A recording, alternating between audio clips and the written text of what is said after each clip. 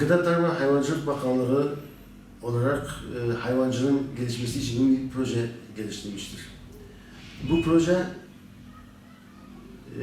koç ve boğa hibesi olarak adlandırılır. Hayvancılık yapan üreticilerimizin 100 koyun ve üstü koyunu olanlar için her 20 koyuna bir koç şeklinde destek sağlanıyor. Sığırlarda ise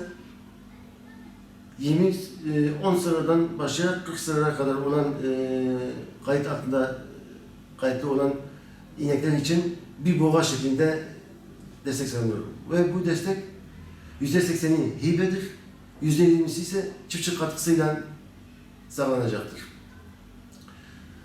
Böylece alınacak kaliteli koç ve boğalar sayesinde bizim yerli ırklarımızın melezleme yoluyla daha üstün vasıflara sahip olacak, daha üstün ürün elde edeceğinden çiftçilerimizin daha iyi kazanç sağlayacağını beklentisi içindeyiz.